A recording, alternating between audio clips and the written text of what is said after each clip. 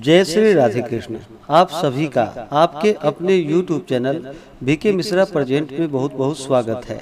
आइए आज आप सब जानेंगे वर्ष 2024 ज्येष्ठ मास कृष्ण पक्ष में प्रदोष का व्रत कब धारण किया जाएगा। तो जानेंगे व्रत के शुभ मुहूर्त के बारे में, प्रदोष काल पूजन का क्या समय होगा। तो आइए जानते हैं इन सबों के बारे में। प्रत्येक माह के कृष्ण पक्ष और शुक्ल पक्ष की त्रयोदशी तिथि के दिन जब भी प्रदोष काल का समय प्राप्त होता है, उस दिन प्रदोष व्रत को धारण किया जाता है। इस दिन विशेष प्रकार से प्रदोष काल के समय में भगवान शिव की प्रसन्नता के लिए, भगवान शिव जी की कृपा प्राप्ति के लिए व्रत को धारण किया जाता है। भगवान शिव जी अपने भक्तों के सभी प्रकार के मनोरथ को पूर्ण करने वाले हैं तथा सुख और समृद्धि का आशीर्वाद प्रदान करने वाले हैं। प्रदोष व्रत को धारण करने से 100 गायों को दान करने के बराबर पुण्य फलों की प्राप्ति होती है तथा भगवान शिव जी की कृपा से व्यक्ति के सभी प्रकार के पापों का नाश होता है और अंत में भगवान शिव के धाम की प्राप्ति होती है। इस दिन विशेष प्रकार से प्रदोष काल के समय में भगवान शिव जी का पूजन करना चाहिए। प्रदोष काल का समय जो कि सूर्यास्त से 1 घंटे पहले और सूर्यास्त के 1 घंटे बाद तक के बीच के समय को प्रदोष काल कहा जाता है और इस दौरान भगवान शिव जी प्रसन्न मुद्रा में होते हैं। इस समय में जो भी भक्तजन व्रत को धारण करके भगवान शिव जी का पूजन करते हैं तो भगवान शिव जी अपने भक्तों पर अपना कृपा सदैव बनाए रखते हैं। तो आइए जानते हैं प्रदोष व्रत के शुभ मुहूर्त के बारे में। ज्येष्ठ मास कृष्ण पक्ष त्रयोदशी तिथि प्रारंभ समय 3 जून 2024 दिन सोमवार रात्रि 12:19 और त्रयोदशी तिथि की समाप्ति है 4 जून 2024 दिन मंगलवार को रात्रि 10:02 पे। तो हमें प्रदोष व्यापनी के अनुसार जो प्रदोष काल समय प्राप्त हो रहा है वह 4 जून 2024 दिन मंगलवार को प्राप्त हो रहा है। जब भी मंगलवार के दिन प्रदोष का व्रत होता है तो इसे मंगल प्रदोष व्रत के नाम से जाना जाता है।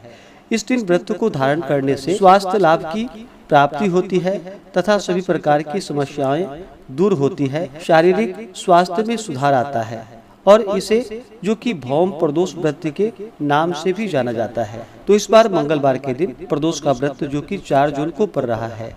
4 जून को सूर्योदय का जो समय है वह समय सुबह 5:07 और सूर्यास्त शाम 6:45 होगा। प्रदोष काल पूजन का समय 4 जून को जो कि शाम 5:45 से शाम 7:45 तक होगा। प्रदोष व्रत के दिन ब्रह्म मुहूर्त का समय सुबह 4:02 से सुबह 4:43 तक होगा। योग जो कि शोभन योग होगा इस दिन सुबह 6:12 तक। उसके बाद अति गंड योग इस दिन रात्रि के समय में जो कि सर्वार्थ सिद्धि योग भी बन रहा है, जो कि 4 जून की रात्रि 10:35 से अगले दिन सुबह 5:23 तक होगा। राहु काल का समय 4 जून को दोपहर 3:21 से शाम 5:03 तक होगा। राहु काल समय के दौरान कोई भी शुभ कार्य या नया कार्य नहीं करना चाहिए, यह लाभप्रद नहीं होता है, इस बात का ध्यान रखें।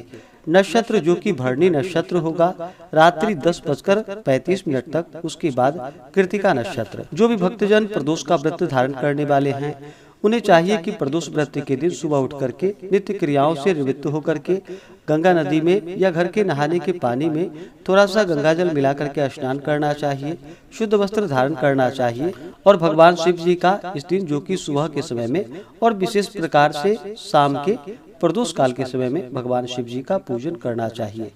प्रदोष व्रत को जो कि दिन रात्रि उपवास रहते हुए धारण करना चाहिए। इस दिन अन्न ग्रहण नहीं करनी चाहिए।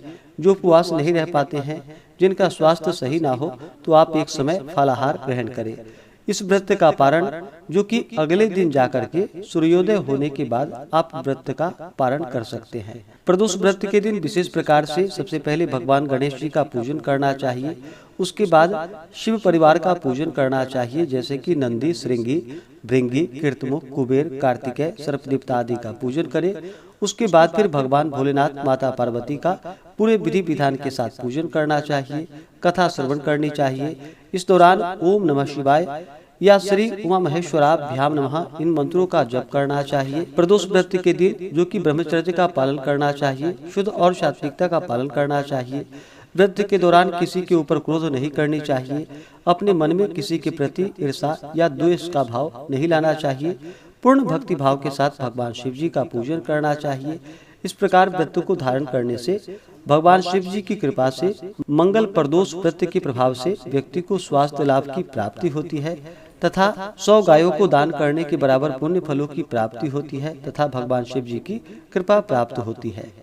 तो आशा करता हूँ कि यह जानकारी आपको अच्छा लगा हो। इसी प्रकार से ज्ञानवर्धक जानकारियाँ प्राप्त करते रहने के लिए, व्रत पूजा के बारे में जानने के लिए, कथा को सुनने के लिए चैनल पे अगर आप पहली बार आए हैं तो चैनल को लाल बटन दबा करके सब्सक्राइब करें, साथ में बेल आइकन घंटी को दबाएं ताकि आने वाली वीडियो का नोटिफिकेशन आपको समय से मिलता रहे। वीडियो को लाइक करें, शेयर करें। सुखी रहें और स्वस्थ रहें। जय श्री राधे कृष्ण। धन्यवाद।